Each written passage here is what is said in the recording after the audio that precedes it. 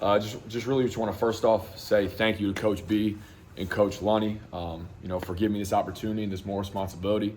I'm extremely excited. I also want to thank Josh Whitman and Roger Denny for not only supporting us as support staff coaches, but also full-time coaches, everyone in this building. What they've done for us and the resources they've given us is truly amazing. So I'm super excited to be in this position to help these guys out, these quarterbacks out.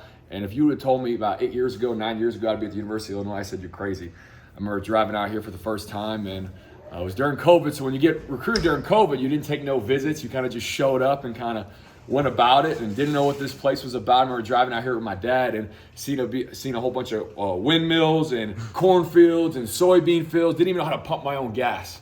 And come to literally 5 years later, it's the best decision I've ever made in my life. Brett Bielema has changed my life, not only as a player, as a person, as a coach, man. I'm so thankful to be here and get to be around these guys every single day, man, because this place is a special place, and it's very near and dear to my heart. So with that, open up some questions. What are you most excited about in your new duties? Yeah, just helping the quarterbacks, a little more responsibility and just helping those guys just be the best version of themselves. Get to go on the road recruiting. That's something that's really special to me because I love people. Like, I'm a people person, man. Like, I love people. I love getting to call a recruit and get to meet him on the phone, then meet his parents, meet the high school coach, and kind of seeing their journey unfold. I'll never forget the first phone call I made with Trey Petty.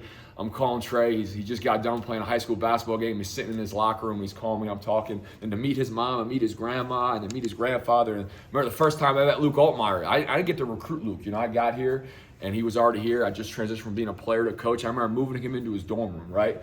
I'm like, man, this dude looks like a frat boy. He's about 195 pounds, soaking wet. And now he's one of the best quarterbacks in America. And to see his growth as a person and obviously as a player, man, it's so special, man. So super duper excited to get around those guys more.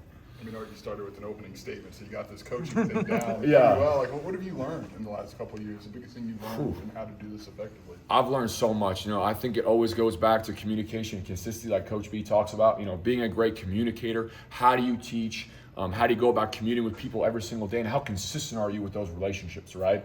That's the most.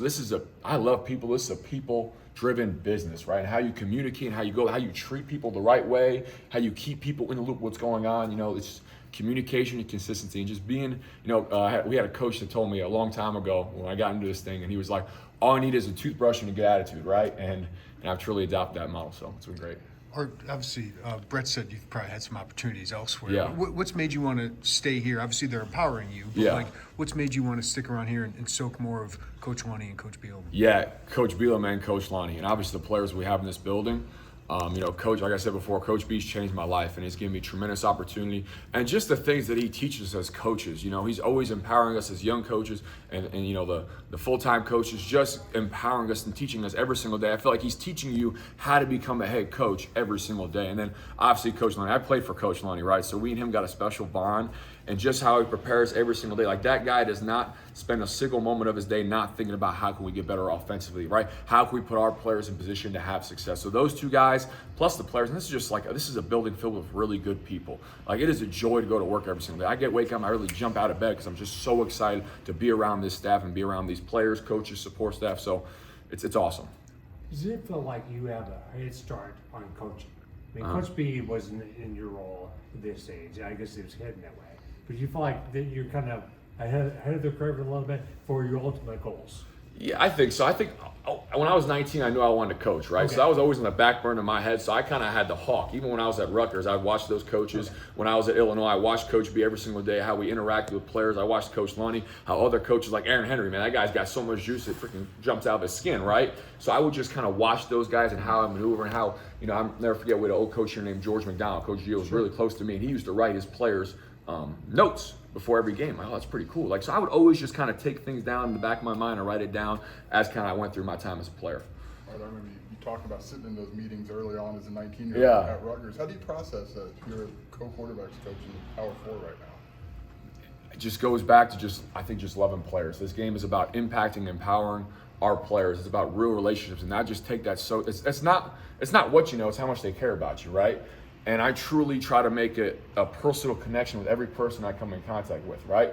Because I just think that's what this game is about, like, being a good person and caring about players outside the game. Like, my best coaches were the coaches that cared about me outside of ball. And through that, I could teach football, right? So I just think that, obviously a great opportunity. I'm super excited, but the more you make it about impacting and serving young people, you'll just climb that ladder. How did your career as a player shape who you are as a coach? So much, it's funny you say it, because every time I talk to a quarterback recruiter, any type of recruit, it's like, hey, I literally was the starting quarterback, I was the backup quarterback, I was a look team quarterback, I got hurt, I lived 13 hours away from home, I lived 15 hours away from home, I've been booed out of my own stadium, and I've been cheered out of my own stadium, right? So literally all my time as a player, I think, has made me a better coach, because there's not a single kid I come in contact with that I deal with that I can't put my arm around and say, listen, bro, I know what you're going through right now, I feel for you, but let's get through this thing together. So I think that's served me tenfold. As much as I wanted to obviously play in the national football league, all those great things, right? But I think it's served me so much more to become the best coach I could possibly be in person. Coach said it's a young man's game in recruiting. Oh, yeah. What's it been like to be on the road, that Coach B put you out there? Yeah. What have you learned about that? Man, I'm so thankful Coach B gave me the opportunity, because I truly attack it. Because I know as a young coach, the greatest way I can bring value is player acquisition, right? And it's something that I truly love to do. I love going into that high school, meeting that coach. And people think so much of recruiting is about, okay, let me get this player to come play for me. No, let me learn about you, so how can I make you the best version of you, right? People always say, oh, this is why you should come here. No. I love going and talking to a mom or dad, hey, how do I get the best out of your son, right? Because if I know I'm gonna get the best out of your son, we're all gonna be happy end of the world, right? So it's just, I love going in there. I love kind of mapping my schedule out, where I wanna go, who I wanna see. I love doing the pre-work, getting to it. And we got a great recruiting staff here, obviously with Pat and Nate and Proto and Drake and Victoria. They do a great job getting us kind of where we wanna go and who we wanna attack. With spring ball starting, what are your goals for Luke? Yeah, so I think all of our quarterbacks, we have a lot of mental and physical goals. We'll kind of get ready and how we want to go. And Luke's, I always think about quarterback development, right? Just like when I took Stats 100 when I was at Illinois. I'm terrible at math. Stats 100, right? And I think school is almost similar to football, right? There's different levels and tiers of a process, right? We got some quarterbacks that are level 100 right now. We got some guys like Luke that have played a lot of football. They're at the AP level, right? So I think everybody's goal is different, how we attack it. I kind of don't want to get into what those certain things are. I want to keep that in-house, but there's a lot of goals for our quarterbacks to kind of go forward, all four of them right now, and then when Shawnee comes in as well. How is Barry, you talked a lot about Coach B, how has Barry empowered you within that room in particular and letting you find your voice and develop that voice? It's been awesome. I think the minute I got in the room, I kind of grabbed the bulls by the horn, you would say. I was kind of I always told myself no job is too big or too small. So if he needed something done, I was going to get it done. And every day is your resume, right? So if I handed somebody my resume right now, they look at it like, I don't know, man. But I knew the people that I deal with, if they saw how proactive I was, how kind of aggressive I was, and kind of, I would find work. It wasn't like, if you told me something, I was gonna go find something to do, right? And I'm super blessed because he trusted me with that, right? That doesn't happen much, so I'm very thankful. He trusted me to kind of empower and talk to those quarterbacks and kind of teach them, because you gotta realize I came here and I learned his system through him. So the way he speaks is how I speak, because he taught me from day one how we want to build. So it's kind of like, we got two voices in the room, obviously, and Coach Lunny's the leader, and I'm kind of like a little byproduct of that, so. How have you evolved since, 2023 you were a student, and yeah, you get more responsibility. How do you feel like you've evolved in just 2 years? Communication and consistency. I think teaching is so important in this. Obviously I get very passionate, you guys can tell, and I can speak very fast. So I think it's slowing yourself down and teaching the product to said player, said coach, right? And also finding better ways we can communicate that to said player, said coach, right? And how that's kind of thing why I've evolved, because obviously as a player, you don't got to teach, you just go play, right? But now as a coach, it's your job to go teach those guys what to do. So I think that and continuing that process and continue to grow is going to help me as a coach. What is it about football that gets you so excited that this is your life's work that you want to make? I just think it's the greatest game, because it takes all 11 guys on that football field to go accomplish a goal, right? That locker room, there's nothing like that locker room when you win a game. No matter if it's day 5 of mat drills or playing at Ohio State or home against Ohio State in an overtime game. All those little wins equate to a big win in the end, right? And I just think it's the relational, man.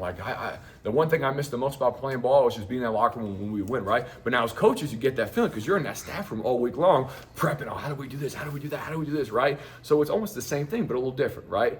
But it's the greatest game you can ask for. And just to see these guys grow as a people and people when you see them, this is going on year 5 for me. I had a bunch of former players hit me up yesterday, and we're talking about, hey, how did this guy look? How's Josh Cruz look this year? Because they saw those guys grow up.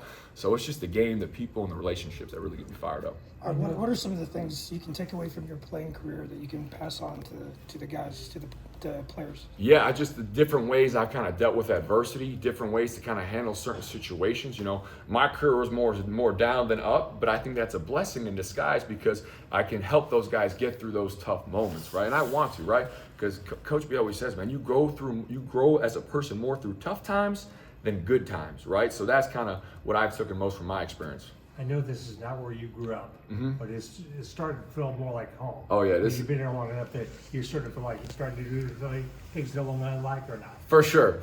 This is home. New Jersey will always be home for me. I got a lot of great family and friends that live there, but Champaign-Urbana, this is home. Like, this is like, I've been here for almost 4.5, going on 5 years now, almost know.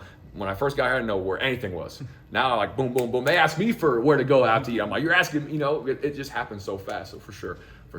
I want to ask you about Ethan. Yeah. Coming into a similar role Yeah. that you probably did, or opportunity that Absolutely. you did. What's your initial impressions of him, and just how do you kind of give him advice throughout this process? Yeah, so it's been great. So Ethan's process happened so fast, as you know, through the portal. And I remember when Ethan first got in the portal, there's a guy named Tony Rassiopi who's a quarterback trainer in Central Jersey who does an unbelievable job. I think he's one of the best quarterback fundamental guys in America. Right? He's like, hey man, you gotta take a look at this my guy. I'm like, okay. So we start watching the film. My coach like, man, this kid's pretty good, right? And I think for Ethan, right, the biggest thing is he's kind of came in here and he's just soaked it all in, right? He's here, we're walking through plays, he's living in the film room, right? And you can see kind of him and Luke's in dynamic, which is awesome, almost like feeding off each other, right? And I'm just so excited for his growth, right, and his ability, because obviously he's a player that's done a lot of really good things at NIU, and I think he's going to do even more great things here through his relational and through his work ethic and so forth. Do you remember maybe a moment early with Coach B that you realized that this was a guy that you knew if you kind of followed his guidance, you would go where you wanted to go? Yeah, for me, the biggest thing, and obviously Coach B's taught me so much about how he treats people, right? I'll never forget when I was a player here, and he would always stop and he'd talk to everybody. He would talk to the janitor, he would talk to the lunch lady, he would talk to the quarterback. And I think how Coach B treats people, whether you're the starting quarterback or you're just a staff member in this building, right? That's something I'll take away from me for the rest of my life. That the way he treats people and goes about his business, I'm like, I want to follow this guy because he's an unbelievable man first, then he's a great football coach, so for sure.